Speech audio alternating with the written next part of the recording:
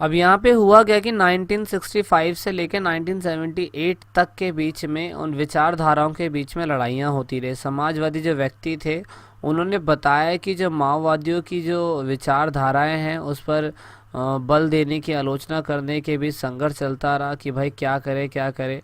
इसकी वजह से हुआ क्या कि उन्होंने 1965 में छेड़ी गई महान सर्वकारी संस्कृति जो है, इसका संघर्ष का नतीजा देखा उन लोगों ने, जो अपने आप में आलोचना का सामना करने के लिए शुरू हुई।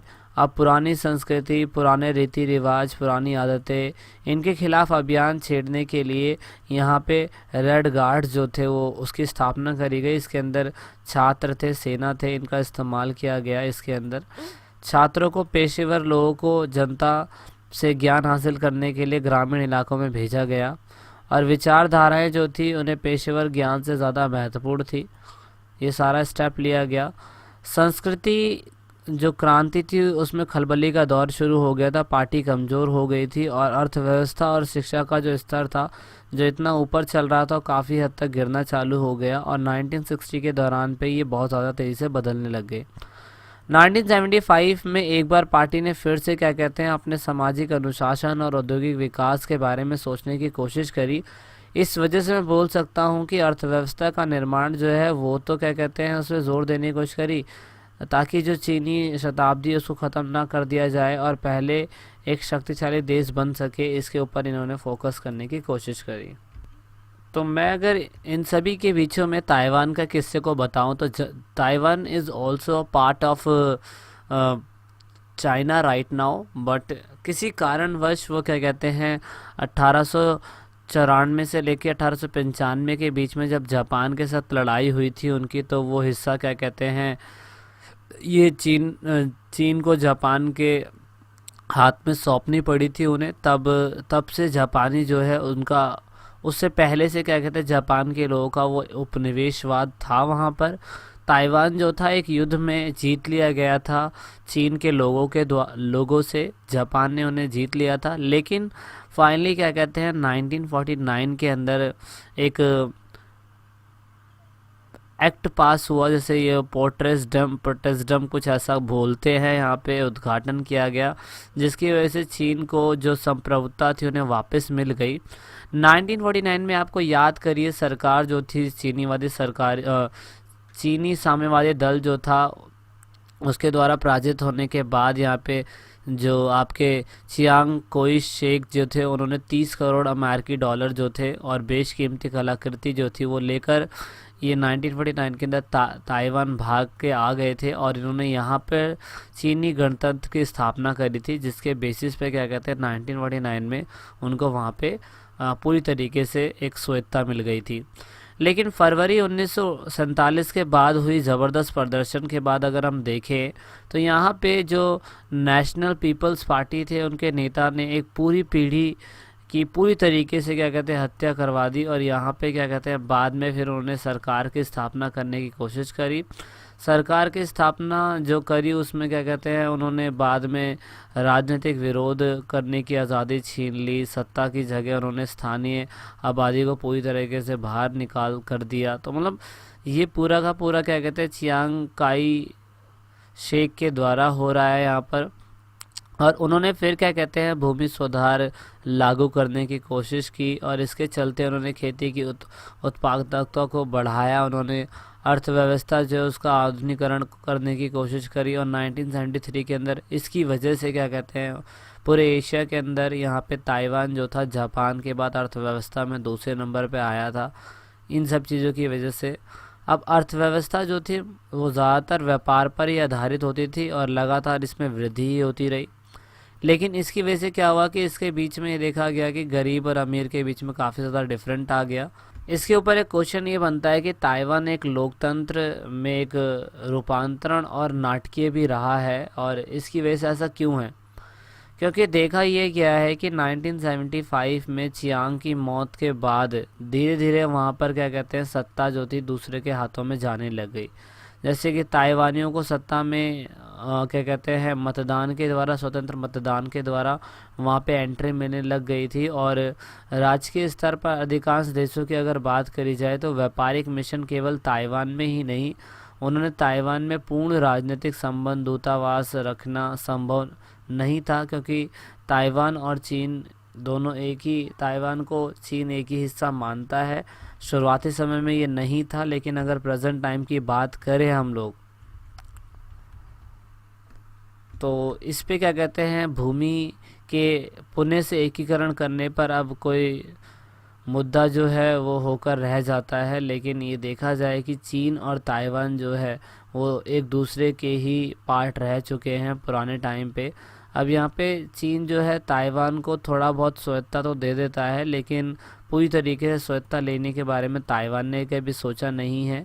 तो इसके ऊपर क्वेश्चन आता है, मैं आपको दिखाता हूँ। ताइवान के ऊपर क्वेश्चन है कि ताइवानी का एक लोकतंत्र में रूपांतरण एक नाटकीय मोड़ रहा है, व्याख्या कीजिए, ऐसा क्यों है। तो अब देख सकते हैं, चीनी समाजवाद दल से पराजित होकर जो चियांग कोई शेख है, उन्होंने 1949 में ताइवान में भागकर क्या कहते हैं वो आ गए। उन्होंने वहाँ पर चीनी गणतंत्र की स्थापना करी और उसके बाद उन्होंने क्या कहते हैं कोई मिंतांग जो है उन्होंने चाइना घोष के नेतृत्व में एक दमनकारी सरकार की स्थापना करी। और लेकिन क्या कहते हैं भूमि सुधार जो थे वो लागू नहीं किया उन्होंने, और अर्थव्यवस्था का आधुनिकीकरण किया उन्होंने। तो ये स्टेप लिया उन्होंने।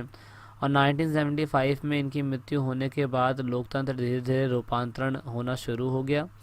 और 1858 में फौजी कानून को हटा दिया गया और विरोधी जो दल थे, विरोधी दलों का गठन जो था उनकी इजाज़त मिली, और इसकी वजह से स्वतंत्र मतदान जो थे ताइवान में होने चालू हो गए, जिससे आम जनता जो थे उसमें एंट्री लेनी चालू कर दी। अब ताइवान में पूर्ण राजकीय संबंध जो था दूतावास रखने संभव नहीं था, क्योंकि इसे चीन का ही एक हिस्सा समझा जाता था। तो आप समझ सकते हैं वहाँ पे दूतावास रखना इतना संभव नहीं है, एम्बेसी रख नहीं सकते, क्योंकि वो भी चीन का एक हिस्सा है, चीन में एक एम्बेसी है। तो ये क्वेश्चन है जो पेपर के अंदर आता है, आप इसको पढ़ लेंगे तो ज़्यादा आपको अच्छा समझ में आ जाएगा। तो अब आगे बढ़ते हैं नेक्स्ट पार्ट की तरफ, आधुनिकीकरण, आधुनिकता के दो मार्ग। यानी कि ये दोनों के दोनों ये बताए गए हैं कि औद्योगिक समाज में एक दूसरे के जैसे बनने की बजाय आधुनिकता ने अपने अपने मार्ग बनाए। चीन और जापान अपना इतिहास देखता जो है वो एक किसी अलग अलग ऐतिहासिक परिस्थिति ने आज़ाद और आधुनिक देश बनाने से बिल्कुल अलग राह तैयार करी। अब मैं यहाँ पे बोल सकता हूँ कि कैसे जापान के लोगों ने और चीन के लोगों ने अपनी आधुनिकता को बनाए रखने के लिए अलग अलग स्टेप की स्थापना करी। इसके ऊपर मैं डायरेक्टली आपको क्वेश्चन की तरफ लेके चलता हूँ, जिसकी वजह से आपको बहुत शॉर्ट में इसके बारे में समझ में आएगा कि इसके ऊपर मेन क्वेश्चन क्या आता है, जिसकी मदद से आप समझ पाएंगे कैसे जापान और चीन, क्योंकि इतना बड़ा हम पढ़ चुके हैं जापान और चीन के बारे में, तो हमें शॉर्ट में समझना ज़रूरी है कि जापान और चीन किस तरीके से अपनी अर्थव्यवस्था को बढ़ाने में आगे लेके गए हैं।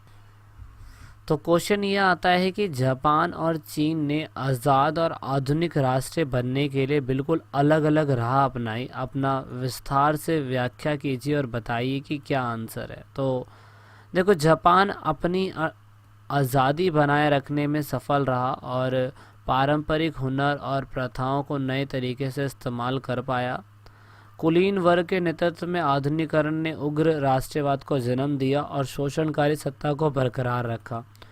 उपनिवेशिक साम्राज्य की स्थापना की, जिससे उसके क्षेत्र में बैर की भावना तो बढ़ी, लेकिन कोशिश की कि उन्होंने नए रचनात्मक इस्तेमाल तरीके, जिससे जैसे कि उन्होंने नई विद्यालय व्यवस्था बनाई, सम्राट के प्रति वफादारी बनाई, नीति शास्त्र की पढ़ाई अनिवार्य बता दी उन लोगों ने, और निष्ठावान नागरिक का निर्माण, ये सब उन लोगों ने करा।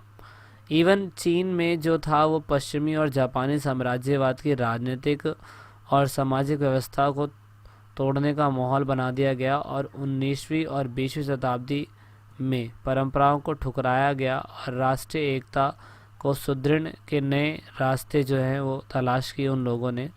अच्छे करने के लिए उन्होंने मतलब नए रास्ते खोजे और लोगों को अधिकार और सत्ता देने की जो बात की, परंतु वास्तव में केंद्रीकृत राज्य की स्थापना की और उसके बाद उन लोगों ने दमनकारी राजनीतिक व्यवस्थाओं को लागू किया और साथ ही उन्होंने शिक्षा का विस्तार भी करा, लोगों के बीच जागरूकता पैदा करी, बाजार संबंधित सुधार द्वारा आर्थिक दृष्टि में ताकतवर बनाने में सफलता प्राप्त करी। तो ये सारे के सारे टर्निंग पॉइंट हो सकते हैं चैप्टर के इन दोनों की आइडियोलॉजी। और मैं अगर लास्ट में कंक्लूज़न में आऊँ तो पार्टियों ने अब जो बाज़ार संबंधित सुधार किए हैं, उन्होंने चीन की आर्थिक दृष्टि में ताकतवर बनने में कायम हुए हैं वो लोग। तो यहाँ पे जबकि राजनीतिक व्यवस्था अभी भी क्या कहते हैं कड़े नियंत्रण में है चीन के अंदर। अब यहाँ पे अब समाज जो है बढ़ती असमानताओं का सामना कर रहा है चीन के अंदर, और सदियों से दबी परंपराएं जो है दोबारा से पुनर्जागृत हो रही है वहाँ पर। अब ये नई व्यवस्थाएं जो थी एक बार फिर से ये सवाल खड़ा करती हैं कि चीन किस तरह से अपनी जो पुरानी संस्कृति है उसको बरकरार रखेगा और उसके साथ साथ वो विकास करेगा, इसके ऊपर क्वेश्चन अभी बना हुआ है। So this was the chapter, I hope you understand this chapter. कोई भी दिक्कत है तो कमेंट करिए, मुझे बताइए। और हम 11th क्लास की स्टोरी को ख़त्म कर चुके हैं, सारे चैप्टर्स हम ख़त्म कर चुके हैं, तो आपको सारी वीडियोस प्लेलिस्ट में मिल जाएगी। फाइनली अगर आप नए हैं इस चैनल के लिए तो अपने फ्रेंड्स एंड फैमिली को ज़रूर बोलिएगा इस चैनल को सब्सक्राइब करने के लिए। सबसे इम्पोर्टेंट बात, अगर आपको ये वीडियो पसंद आई है तो लाइक करना मत भूलिएगा, कमेंट करिए और अपने फ्रेंड्स एंड फैमिलीज को भी इस चैनल के सपोर्ट के लिए और नॉलेज के लिए बताते रहिए। So guys take care, thanks for watching my video, bye bye.